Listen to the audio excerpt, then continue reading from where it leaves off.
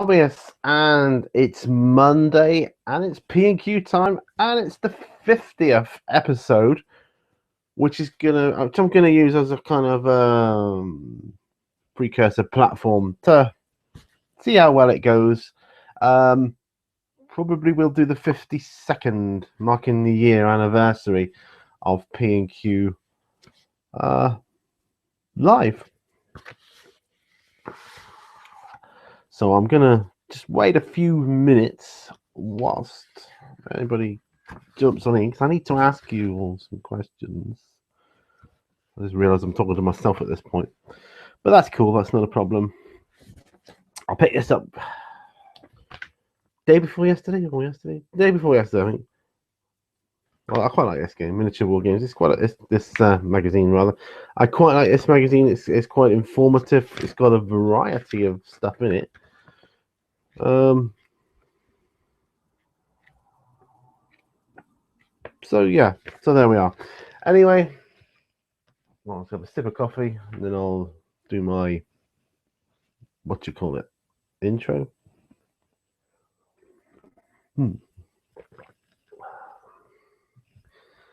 And I realise I should have put my glasses. So if you see me squinting at the screen here, it's because I can't see what's going on down here. Now I've got my headphones here, just in case, plugged in at the moment. I'm just going to unplug them, and hopefully later on it won't hinder anything if I plug it in. So we'll see how we get on. Anyway, oh God, do you know what that was? That was my knee cracking against the workbench.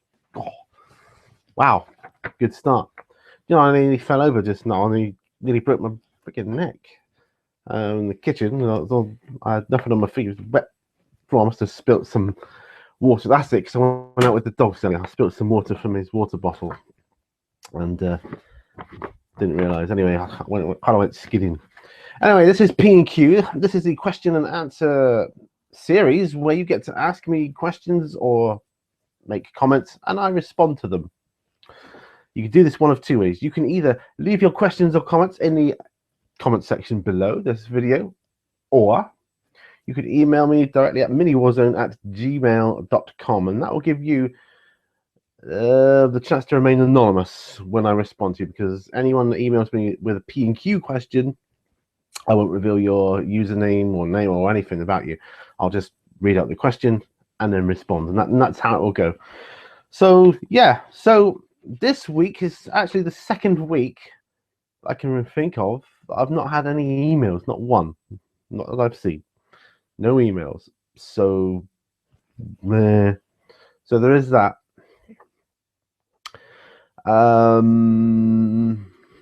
That's kind of a bit of a bummer because I was hoping to have a bit more, but that's cool. The only other, there was one other time I didn't have any emails. I remember that, and the only other time was the very first episode. Since then, a lot of you have been emailing me with about a variety of things, which has been cool. And it's just evolved into what it is now, the anonymous email. I don't think anybody else does it that way. If they do, I stand corrected. But anyway, so I can't say we'll do emails first or last. We're just going into the comments that I printed off from last week. And I was watching. Well, I took the chance to watch a couple of my P&Qs back along, and I kind of come to realize I for me personally, I don't feel I go in depth enough in my responses. So if that is the case and you're thinking that, I do apologise profusely. And yeah, let's see if we can try and rectify that now. Although sometimes you get a comment and it really doesn't involve any more than it is what it is, you know.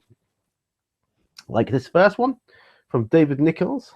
He says, "Another great show, mate. Thank you very much." I can't go into any real depth on stuff like that other than to say thank you. It's comments like that which make me want to keep doing this stuff. And I thrive on it. I do. Do you know what? I'm just going to make my screen, I think if I click that, yeah, it makes it full screen. That's much better. See it a bit better now. Should have brought my other glasses. I should have done. It's weird because to do close-up work, I need glasses. See far away, I need glasses. No, I've reached that age. So yeah. But thank you, David Nichols, for your complimentary comment. I appreciate it a lot. Ooh, I just spilt some coffee down my lovely Dark Angel t-shirt. That's a darn shame. The Lone Ranger, 1984. He says, "What camera do you use, mate? And does it have options for an external mic?" Now, before I answer your question, two things. If anybody's watching out there, at the moment it says no, but it could be trying to catch up. Can you hear me okay? Is the sound okay? Is it too loud, too quiet, whatever?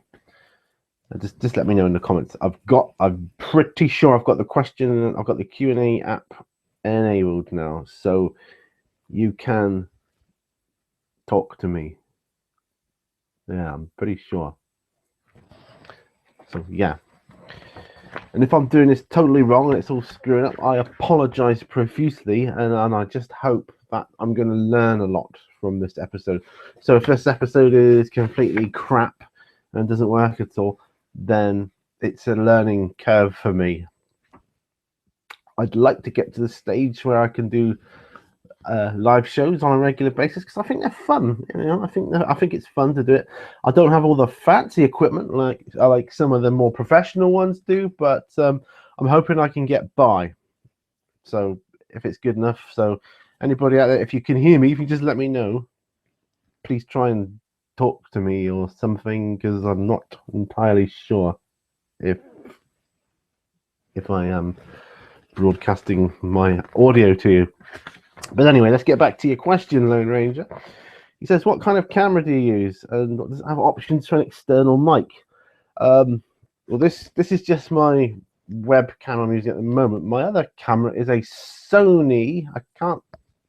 It's not to hand this second.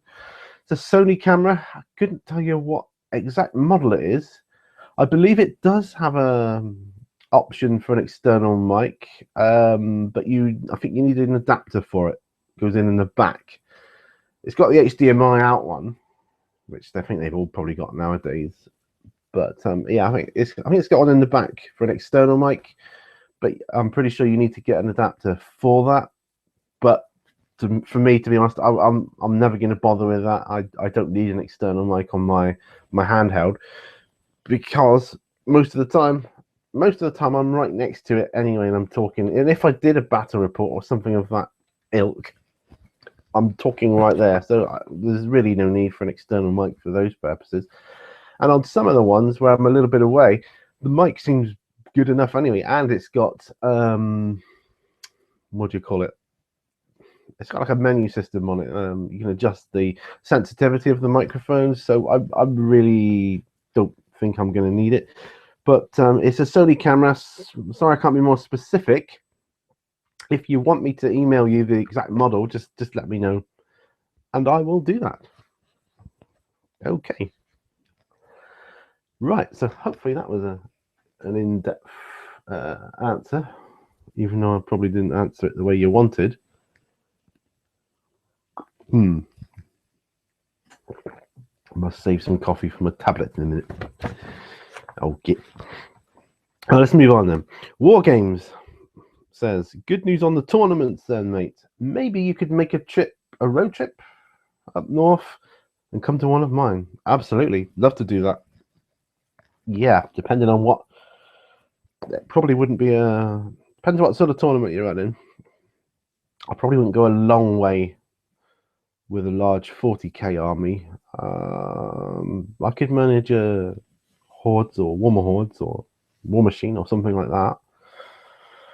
Possibly even Saga. I'd need a few more lessons from my buddy on Saga, but depends what sort of. Unless I took if it was a smaller game, I was just coming up. It's possible. Yeah, I'd love to think I can. It's definitely my goal for next year is to enter a tournament of some description. Just not that I want to enter a tournament per se, just to say that I've kind of got it on my hobbying CV. Sounds better, doesn't it? Oh well, sounds better when it's on your hobbying CV. So yes, I'd love to think that one day I might come up and have a look. Right, okay, let's move on to Old Fox. Okay. I'm just gonna. I have. Let's have a look at this. Fourth one down. Q&A.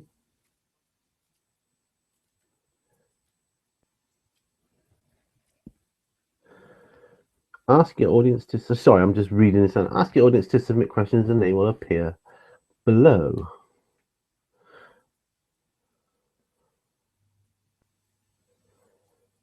Well, all I really want to know at this stage is, can you hear me okay? Is the audio all right? Because I'm not entirely sure.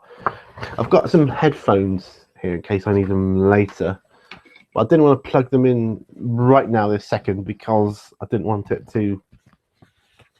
Hey! Hello! Hello, Beckers.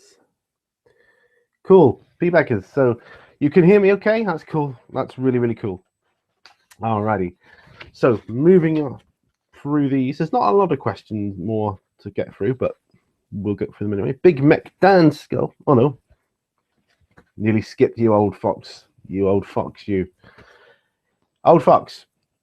Hey Pete, what do you prefer on toast? Marmite, marmalade, or something else? I like Marmite, and I like marmalade in equal proportions. I also like peanut butter in equal proportions. However, since I started using and getting real butter as opposed to the spreadable stuff, the stuff that says, yeah, we taste, hey, cool. Cheers, mate. Appreciate that. The stuff that says, yes, I can't believe it's not butter. And this tastes like butter. It tastes sod all like butter, believe me. I've been spoiled. I haven't had butter since I was a small child, and I lived at home with my mum and dad and that. And you used to have the butter in the butter dish, and proper thing. And I've got all that gear now, so it's butter for me now on toast, or crumpets is what I have a weakness for. Crumpets with butter. Ah, I love that. That's my breakfast every morning. Okay, moving on. Big Mech Dansko says, have you ever attempted to get your wife involved in the hobby? If yes, which aspect of it did she enjoy most? If no, what part do you think she might enjoy? Well, she seemed to enjoy the gaming side of it. She's not really interested in the painting or collecting or anything like that, but she seems to enjoy playing the games. We've had a few games together. She loves Zombicide, which is cool. You need to see it up there, some of the boxes. She loves that, which is super cool. And if I may say, because of the simplicity of play, I suppose, a game like Zombicide, which is kind of not exactly a board game, not exactly a miniature war game either. It's kind of a crossover sort of thing. It's a good starting platform if you want to get your wife involved. That's a good game to try, or something like that, because it's a co-op game. So instantly, you're not playing against one another. You're playing together. Kind of, you're more involved. The rules are simple. It looks really great, and you should hear her when we're playing. She gets really into it. Really into it. And from there, we've played a few games of 40k. Trying to get her interested in hordes now. She likes the look of the models, but she's got no interest in painting them or collecting them or anything. She just leaves that to me, which I'm fine with. I like asking her opinion on what color schemes to paint things. She's good at that. Anyway, moving on again. Idic Beer says, great answers, Pete. What do you think is the best painted mini you have painted so far? And looking at that mini, what things do you still want to improve? Now that is very similar. Hobby is for getting away from the wife. Well, Yeah, she's got her own hobbies. She's got she loves dressmaking and writing, and she's very into that. So I don't think there's any danger of intrusion, as it were. And if I can get my gaff built out there, all the more, I can get loads of people in just playing games, and it's going to be super cool. But Eric Beer, your question is almost the same as the tabletop banter's question, and he says, so I'm going to read his question out as well, then I'm going to address them both together. He says, "Hey Pete, got a question for you. Which sculpt and or paint job are you most proud of in your recent hobbying ventures?" So that's kind of almost the same as what I think is my best painted miniature, and I because I saw that, it's my Broodlord conversion. I converted from the Space Hulk Broodlord, and I converted him. Well, not method really of a conversion, to play in 40k. So I put him on a round base, made some rocks and that out of green stuff. This is not the best camera for this, so apologies. But there he is. This is the one I'm most proud of. My Broodlord from my Space Hulk, and I got this as a separate miniature from the Space Hulk set because I want to paint my actual other Space Hulk set Broodlord as a Space Hulk Broodlord, on the square base probably. Well, keep him on the pyramid of skulls anyway. But this is the dude. Honestly, this camera's not doing it justice. I'm not saying it's amazing or anything, but it's what I consider my best work because there's a lot of airbrushing involved in this, and yeah, the lighting's not that great in here. But there he is. I got him with the drool and everything, and I followed along with Chris from Mini Wargaming when he did his Broodlord conversion painting project. That is the one I'm most proud of. Anything I want to improve on it? No, I'm pretty happy with it all around. Actually, I'm sure I can improve on it. I'm not saying it's perfect or anything, but maybe get the eyes a bit better. Bring the eyes out. I've always had a problem with eyes. Thinking eyes are difficult, not because they're tiny. I don't know. It's difficult to know how to do eyes sometimes for me. But there he is. That's the one I'm most proud of. God, lost my questions now. Right. We're nearly there on the questions. Jinx Panduit says, "Have you seen anything of Guild Ball, and what are your thoughts?" Guild Ball. Correct me if I'm wrong. I think Guild Ball is like another fantasy version of Blood Bowl type of thing, like a football game, isn't it? A fantasy football game with fantasy miniatures. Isn't the Fisherman one of the teams or factions you can play on that? I think. And if that is the one I'm thinking of, I've looked at the Fisherman faction in the past. I'm sure it was for Guild Ball. I'm sure it was. And I thought how cool those miniatures looked. I thought they were really awesome looking, and not just for that game, but just to have on the shelf alone. And I thought they were really cool looking. Pretty sure that's what Guild Ball is.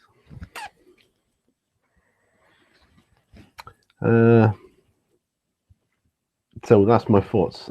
Guild Ball itself, I don't know anything about it. Rules wise, I have no idea. But I don't even know how to play Blood Bowl. I've heard it's good, or Dread Ball, or whatever. I think one fantasy, one sci-fi, or something like that. Probably. That's how it usually works. Okay, Atomic Dog 32. Love his channel. It says, "Hey Pete, you're a plus to the YouTube scale modeling / miniature community. Get in." Thank you very much. I love comments like that. Love them. It's what makes me want to do this stuff. I truly enjoy your videos. Thank you again. Question: do you believe the miniature hobby can be educational for for the younger hobbyist? And if so, please explain. Take care and have fun. Can it be educational? And that's the last question that I was asked from last week, by the way. So I'm just going to follow. Do I think it can be educational? Yes. Obviously, from a military history standpoint, depends on the games you play, I suppose. Games that involve like tanks and things like war, bolt action, flames of war. Oh, what's the other one? Can't think of it for the moment, but ones that play a lot of the like First and Second World War games, I think they can be very educational, especially when you get the books for the armies and it tells you more about it in there. And for me personally, bolt action gave me the drive to want to go and read more about the Second World War and Hitler and all that kind of stuff. I mean, we did it at school, and it was such a long time ago for me now, and it kind of sparked my enthusiasm for history, for historical stuff. So yeah, so I think it's very historical. And you can go back to like the Napoleonics and things like that. We just learn history. Teaching your history, especially if you reenact stuff. American Civil War is a favorite of mine. My father used to be a big American Civil War buff and used to have books on it and know all of his knowledge of it was incredible. I wish he was still alive. I could ask him stuff. Who was General so and so, and what was what was his thing, like what was his story, and he'd tell me all. He could tell me down to what he had for breakfast, reportedly, that sort of thing. So yeah, I do think it can be educational. And then there's there's some people that say shouldn't be encouraging war. It's like the whole shouldn't give your kids guns to play with. Oh, come on, it's just toys. We're playing with toy soldiers, toys, games, But I think it is a good educational tool. I really do. Then there's the hand-eye coordination that you're learning when you're painting the miniatures. All right, I'm not the best painter in the world, but when I'm painting, I'm really focusing on what I'm doing. It gives me such a grand focus, and I love that. And it is absolutely amazing, I think, to learn that kind of discipline when you're trying to paint. It's like when you're a young kid, you're trying to paint trying to color in between the lines of the round circle. You can't quite do it. You try. Some kids just scroll all over the page. Others really try, and then they try to get finer and finer. And some, more often than not, those are the ones that go on to like drawing and things like that. And my daughter's a great artist, fantastic artist. She thinks I'm good at painting. I said, well, I'm just painting over the details that are already there on a sculpt, on a little miniature. So you're actually creating stuff on a blank canvas. So she paints. Totally different thing, but she's amazing. And she's really good at that, and that whole thing I think is a great educational tool. Then on the minority of it, you're learning small aspects of a small hobby, a niche within a niche. What paints to use. Like you talk to someone that doesn't do the hobby, isn't it? Perfect classic example. My wife went out with her friends the other night for like a ladies' night out. Just a few drinks and a meal, nothing exciting. But her friend's son has just discovered me on YouTube, and he wants to know he wants to know about commissioned painting. Do I do that? I mean, I don't do that, but I guess he's wanting to know. Basically, the story is he can't be bothered to paint the miniatures. He wants to play the game. Some people do that, don't they? Different aspects of hobby. They play the game, but they don't want to paint the miniatures. They can't be asked. They just want to get the models done, painted already, and play. Oh, fair one. Okay, that's fine. I like all aspects personally, but some people, some people just like just like getting the models already painted by someone else. But if they're prepared to pay the money, then that's fine. But anyway, I digress. So she was talking to me. She said, "These flipping stupid toy soldier things, and you trying to." Man, my son wants to know if you could paint his models, and so what is it? And after many questions, I gleaned that it was Warhammer 40k. You've got tanks as well. Okay, so I kind of to try and get out of this. I won't say drunken, but she wasn't entirely sober. Person who knows nothing of the hobby. What faction her son plays? She said, "Well, how do you know what colours to paint them then? You know, but that's all stuff you learn, isn't it? You know, well, I said you can paint them whatever you want, but if you can also paint them according to the faction's actual colours in the books and that." And she was, I could see her eyes glazing at this point. That's where I thought, right, that's enough for me. I don't want to overly bore someone. And I was picking my wife up to take her home, basically. My wife's probably thinking, "Oh, come on, Pete, don't bore everyone with that." She's not interested, and I could see she wasn't interested. But the point what I'm trying to make is, you look around. I've got all these paints. Like 12 months ago or 18 months ago, I wouldn't have had a clue what paints to use, in what order, you know, that kind of thing. So the short answer is yes, I think it's educational, and there are many reasons why I think it's good. It gives kids a focus. It gives us all a focus. I think. I'm just gonna use a sip of this coffee. So I've got 2 tablets to take. Time of the day.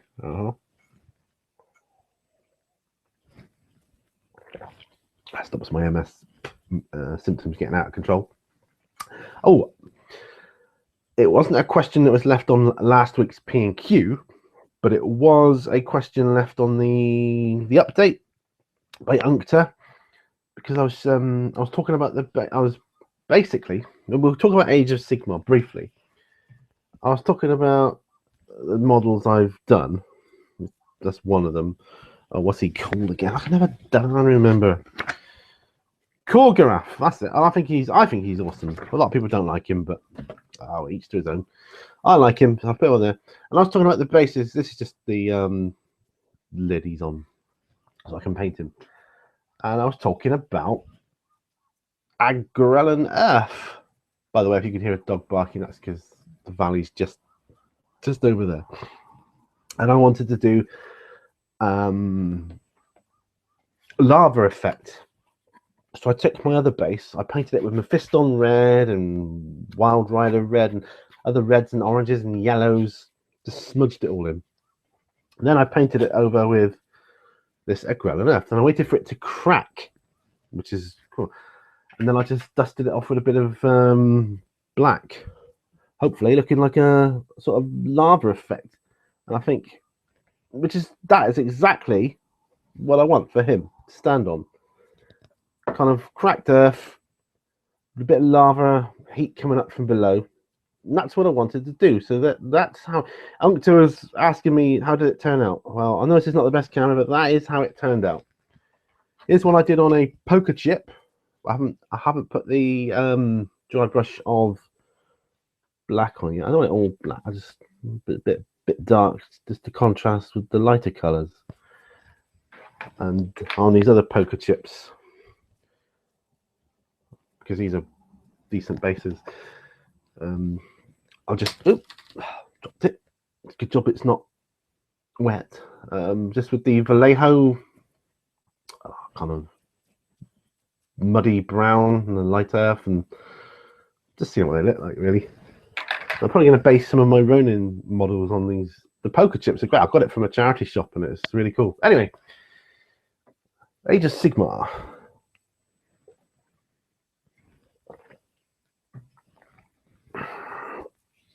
Age of Sigmar.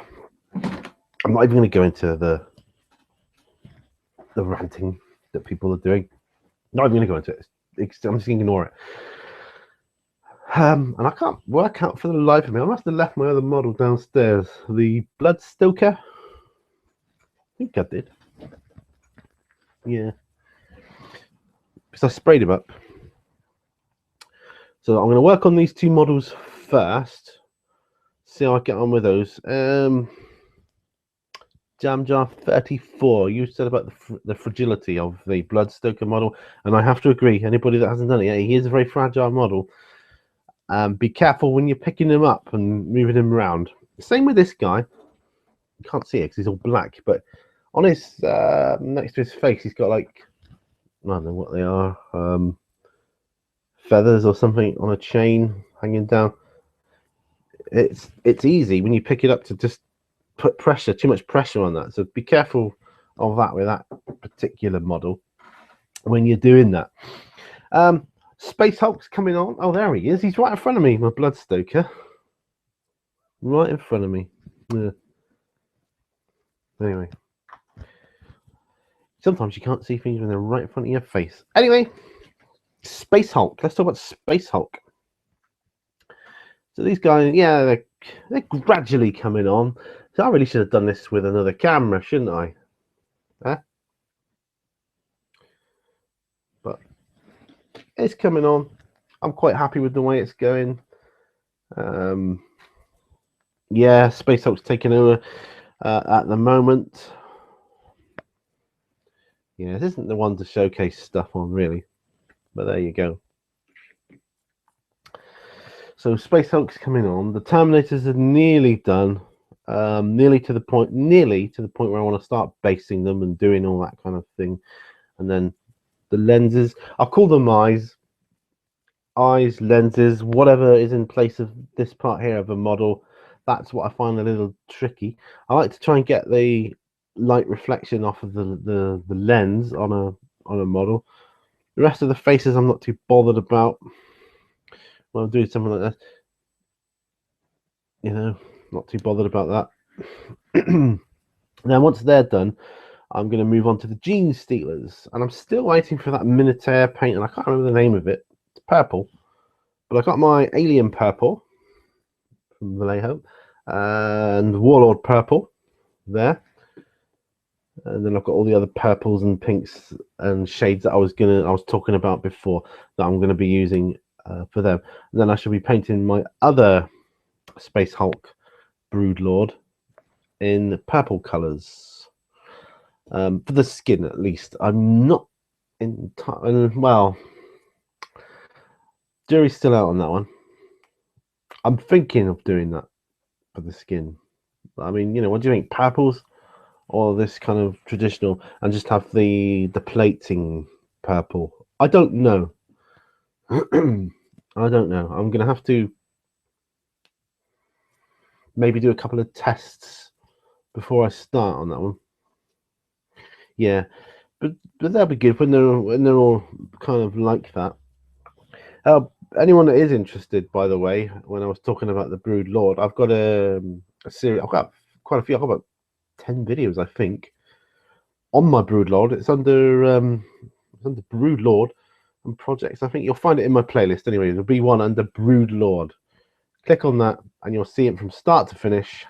How I got to this stage from the sprue, and hopefully you can follow along with that. Anyway, Zombicide. Talk about Zombicide.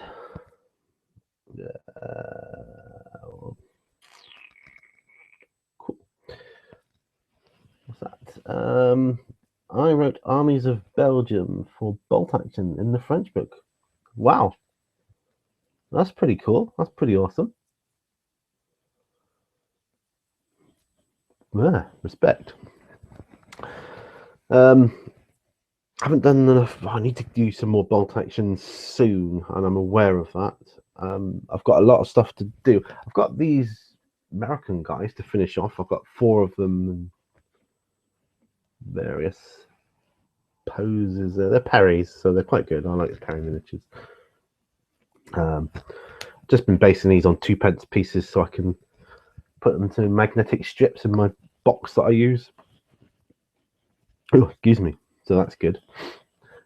Yeah. Zombicide.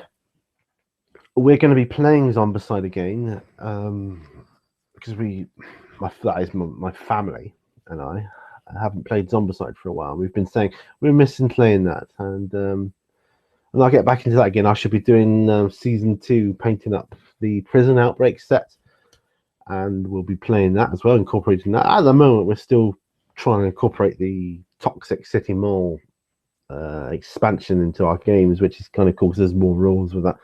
It does enough open up the can for imagination, not campaigns, but to change, to really customize. That's the word I'm looking for. Customize your games.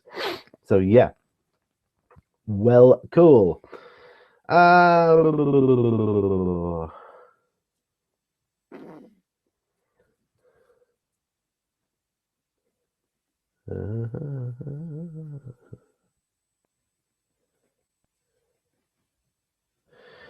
Yeah, that is cool. Armies of Belgium. I didn't think about that. The French actually look quite good. I've currently got.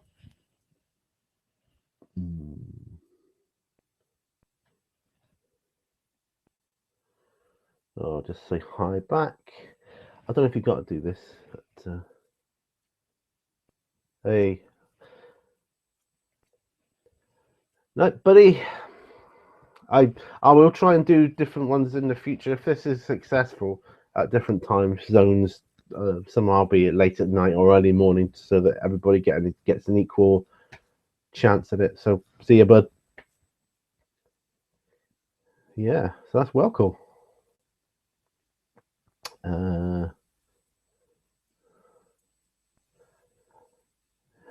Right, okay. So I've done all those. Right, okay. Getting the hang of this. Which is what essentially this episode is all about. Really, it's not just a celebration of my 50th episode of P&Q. It is a chance to get more used to these live shows. So otherwise, it's crap, isn't it? When you try and do something like this, and it's just all, oh, I don't know what I'm doing. I'm looking over at the screen, and the audio's rubbish. Things go wrong. And I thought they were going to go wrong for me earlier when I nearly broke my damn neck. I thought, well, that would be a good one, wouldn't it? Here we are, P&Q from the hospital bed. Anyway, what was I talking about? Zombicide. Yeah, so I'll be getting back into that at some point soon. Hopefully we're doing bolt action first, though. By the way, and this is more a question for probably, well, it's just a random question. I want to put in every live show. I thought it'd be cool to have a question, not like a quiz as such. Okay, not a quiz as such. Hey, Crew Angelus Siligus. Hi Pete, congratulations on the half century of P&Qs. Yay! Nice one, bud. Cheers. Appreciate it. Thank you. Thank you very much. I hopefully will do another. If this is okay, cool. I'll do another one at 52 to mark the year.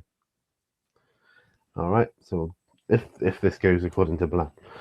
So right. So here's one for you. It's a quote, and what I think I'm going to do in all of my live shows, if I do more, which I'm hoping I will, I'm going to ask a question. Okay, and anybody that happens to be watching live can chime in with the answer. I might then give clues if no one's getting there. Okay, I'm going to say a quote. There ain't no getting off of this train that we're on. That's the quote, okay? There ain't no getting off of this train that we're on. Who said that and in what?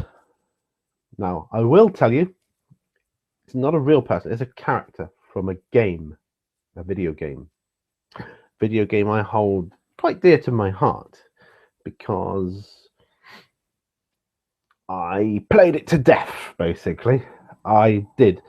I kind of lost months of my life playing this game. All right, so just for fun. Who said there ain't no getting off of this train that we're on from a computer game or a video game? Anyway, Galaxy in Flames is what I'm reading currently. Ta-da, ta-da-da-da-da. And it's an amazing story. I've only done 3 chapters so far. Yeah, 3 chapters of this. I'm so hooked. I was slow getting out of bed today because I had to read another chapter. I only arrived day before yesterday, I think. Yeah, because I finished the other one, which was False Gods, the one before. And this one took ages to get here. I don't know why. It just took a long time to get here. But Ben Counter is the author of that one. I think he's done an amazing job, absolutely amazing job of that book. Yeah, back to that, which I picked up earlier. Just a quick plug for that. Miniature War Games, good magazine. I started getting it. It covers a whole load of stuff. Look, it is £4.50 monthly, I believe. It's a good little magazine. It tells you stuff, upcoming events, tournaments, what's new in the hobby world, all that kind of good stuff. And yeah, so there we are. So yeah, so this Age of Sigmar, I'm going to be probably going to be basing the entire lot on this lava base kind of thing. So yeah, if anybody is interested in me doing a video on how I got that, which isn't that hard really, then let me know and I will do one.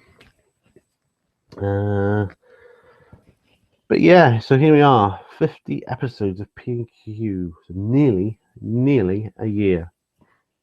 And my apologies to once again to the Lone Ranger, because a few P&Qs ago you asked that I was coming up on my 52 P&Qs, and I was not going to do anything special. And at the time, it didn't register that 52 is a year. I thought, oh, it must be a typo. It must mean 50, which is why I then thought I'm going to do a live one on my 50th one. Not realizing that it was a year, but it's kind of good that I've done it this way, because this episode will then give me the chance to see what I've done wrong, and I've bound to have done stuff wrong. So yeah, I do have my headphones here if I need them. My other headphones broke. I had a really good pair, cracking pair, and I kept dropping them and stepping on them and all that kind of stuff. And yeah, they're gone. So they've gone into the great headphone cloud in the sky, where they shall listen to the dulcet tones of angelic angels playing their harps. Whereas that is this is a set from a dictaphone set from my wife. She's got a dictaphone thing, what you listen to do copy typing and that sort of thing. You said I've got a pair of headphones with my dictaphone if you want them. I tried them last night. Oh, that reminds me. And they were quite good. Obviously not as good as the really good, cool ones, but they were good enough. Last night, as you know, or some of you may know, I don't sleep very well. In fact, I sleep hardly at all. I suppose on average 3 hours a night, if I'm lucky. Last night, I didn't really get off to sleep properly. I recall being relaxed after a time, and I was laying there, but I was awake. But I was trying to regulate my breathing, and sleep wouldn't come. But that's okay. I felt okay. I kind of got through the tiredness barrier. But that's not all I talk about. Hey, I'll come back to that. What I wanted to talk about was actually address your question. The Horus Heresy novels are fantastic. I'm new to them as well. Are you planning to continue in order with them all? Yes. Okay. This is how I do it. I select the question. It says here, currently answering. Yes, I am planning to continue them in order. I want to read them all in order, properly in order. the whole Horus Heresy thing fascinates me, which will probably open the doors for me wanting to look into doing a 30k army. Maybe, I don't know. But yeah, I think they're fantastic. I love it. Absolutely love it. The first one was good. The second one was really good. This one, though, Galaxy in Flames, I'm really, really enjoying more than ever. That's not to say the others weren't written well, but I'm just really enjoying the story there. I mean, they're all written quite well. I'm enjoying the stories for what they are. I've always been very curious about the Horus Heresy, and Horus in particular. Not that I want to see his downfall, but I'm curious as to how it happened. You know, doing the old Darth Vader thing, isn't he? Really. But yeah. Last night, yeah. So what I do when I can't sleep is I watch YouTube for hours and hours and hours and hours. I watched a pilot, the pilot episode of Street Hawk. Do you remember that? Anybody remember Street Hawk, or is it just me, or am I the only old git here? Street Hawk, the motorcycle, and it's crap by today's standards of filming, and the acting is diabolical, but it brought back such good memories for me. And when I was a kid, I liked it so much I got a book, novel, Street Hawk. Read that. And I was really into that. Oh, Jesse Mock and what was he called? Norman. I can't remember his name, but I was only watching it last night. Norman Tuttle, is he called? The guy, the engineer guy that used to fix up the bike and give him grief. It was on his case, wasn't he? And he was always nicking the bike and doing his own thing anyway, being the total rebel. Street Hawk. Yeah, it brought back such cool memories for me. That was really, really good. Well, I was wondering, as I was watching it, I was thinking, I wonder if that would make a sort of, if you could do a board game or miniature game based on Street Hawk. You probably could, but you wouldn't have a lot of scope for different things. The only thing you could expand on really would be the enemies, wouldn't it? But then I got to thinking, is there a game involving motorcycle gangs like Hell's Angel type things? I've seen miniatures that you can get of them. I don't know anything about games as such though, but I think that would make a really cracking game. Loads of biker gangs riding around, rival biker gangs. You could do that.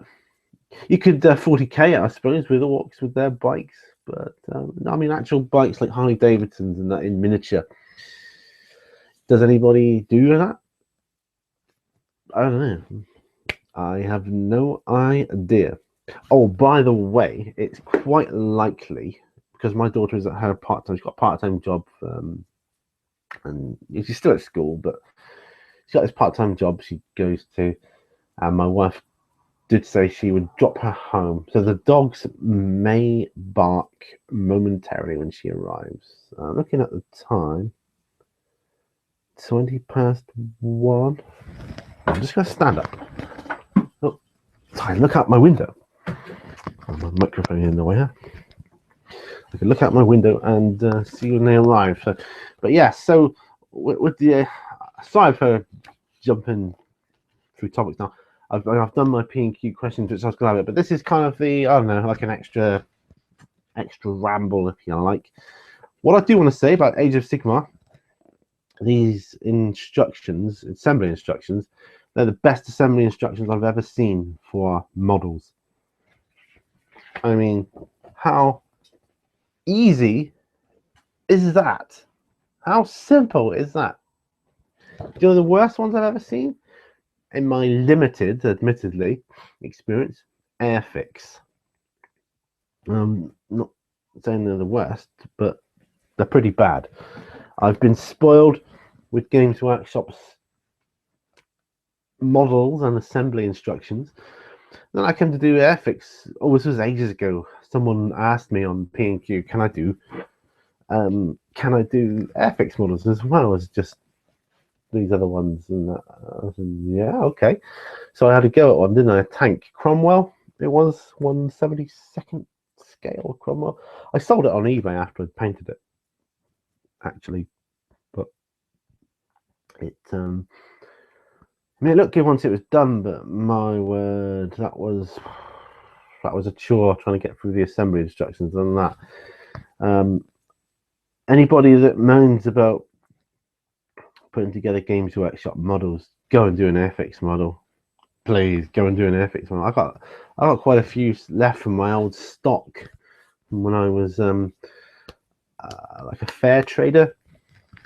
Where are they? Behind me. There, can you see that? I got a few boxes. I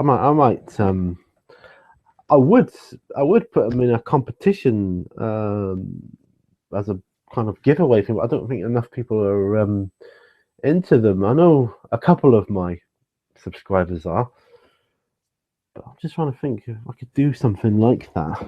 I haven't got much that sort of thing that people would be interested in. I'll have a think about it, because maybe I could do something, some sort of competition for my 300 subscribers. Yeah, if I get to 300 subscribers, I might do a competition of some description.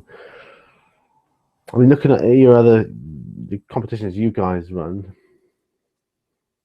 I'll have a look at them and see what, and then have a think of what ones have I entered. And I've done a few, so I may just do that. Just have a look at them and then see which have been most popular for me. Okay. Right. So I'm just looking at the different icons. Oh, I see. Yeah. You live in there, don't you? All right. Okay. So yes, I'm hoping to learn stuff from this episode, so that in the future I can do more structured live shows. And what would be good would be to do a live painting thing. Nick Beer. Hi Pete, can't stay, just popping in to say hello. Hello Nick. Cheers bud, thanks for popping by.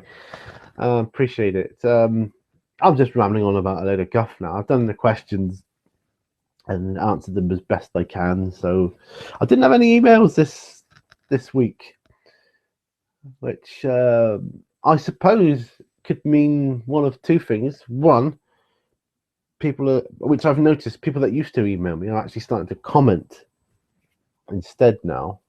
And two, I think a few of you are on holiday, gone away somewhere. So yeah, so that's cool. So what else? A few of you said, not just on comments, but in emails that weren't for P&Qs. When I get an email, right, if it's going to go on P&Q, I always say put P&Q at the top of the email. So anything else, I don't bother with. So if I was to say I didn't have any emails, that would be a lie, because I've had emails, but not for P&Q. But I've had emails that have said how enthusiastic I was on my update about this live. So yes, I'll get a bit manic sometimes. My enthusiasm kind of... cheers, bud.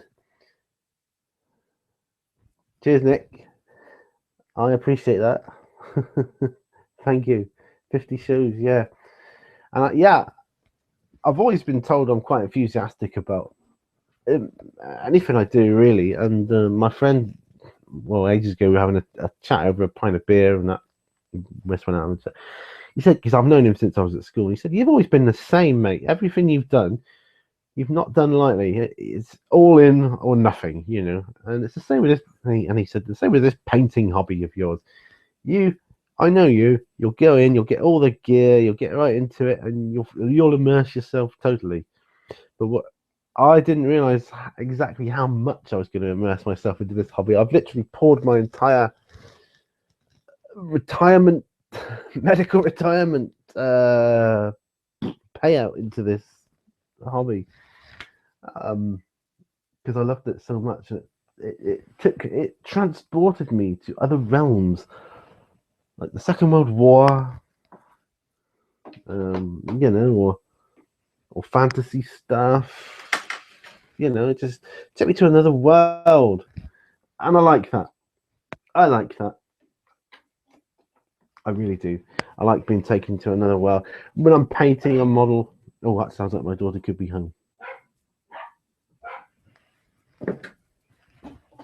Yep, she's in.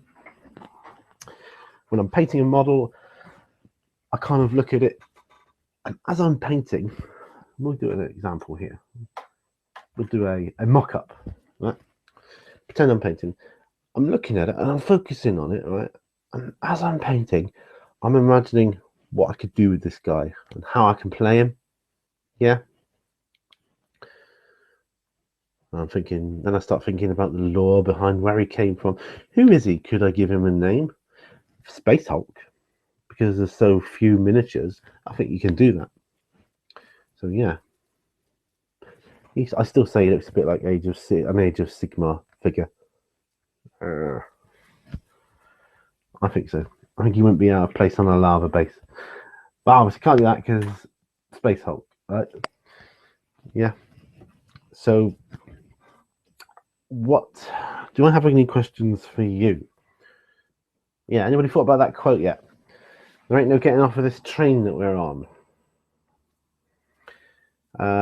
It's from a game that's part of a series. So maybe that narrows it down. Anybody got it yet? There ain't no getting off of this train that we're on. It was a quote. I don't know why.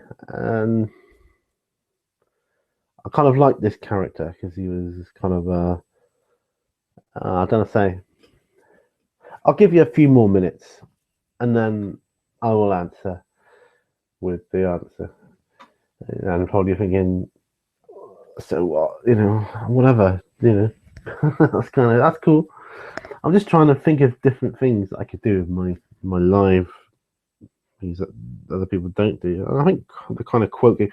So when I used to work, we used to play the quote game.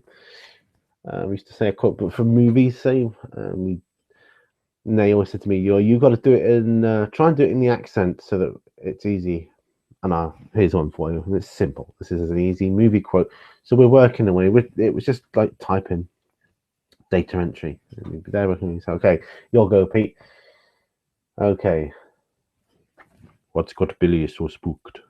And then straight away, someone would say, "Predator." You're doing the Arnie voice. That's Predator. And that's how we would pass our time. So yeah, but it was fun. I enjoyed it, and then we get harder and harder quotes, because we knew each other well, because we worked together for so long. We knew what each other knew and watched, and so on. So yeah. So I'm going to reveal, if there's anybody left watching,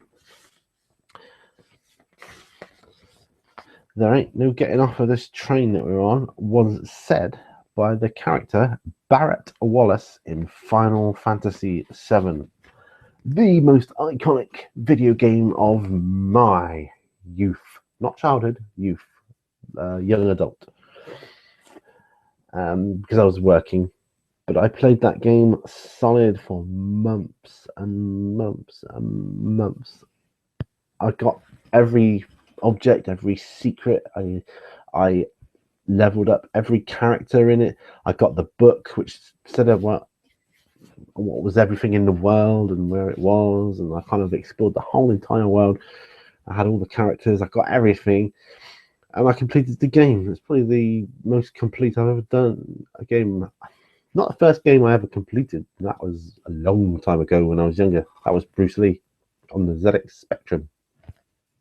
There's one for you. Anyway, guys, I think I've been rambling on long enough, and it just remains for me to say thank you for watching. Thank you so much, and we're at an hour, so I kind of figure that's enough for anybody to hear me rant on or ramble on about rubbish. But like I say, in the future, if this has come out all right, I will try and do a structured one. Might not be in time for the 52nd episode, but next week I'll be back to the usual, just pre-recorded setup, and then I'll do a live one on the 52nd episode. And then after that, what I'm hoping to do is more structured live shows. So I'll have a structure, and perhaps we can have a live question and answer series. Yeah, because you can ask me anything you like. Questions, comments. You know, you say how crap I am, or how you enjoy certain stuff, or can I do this? Can I do that? Because I don't know. You know, I'm always desperately trying to think of new things to do, new series to start, trying to engage interest in the hobby, because you can't always be physically doing modeling or gaming. And on those times, if you've got the time, it's good to watch videos. So I want to know what videos to make. What do people want? You know. But anyway, as I say, time to say goodbye, I think, because I've gone on long enough. But I've really enjoyed this episode of P&Q. It's been fantastic. Thank you so much for watching, and I'll see you guys on the next video, whatever it may be.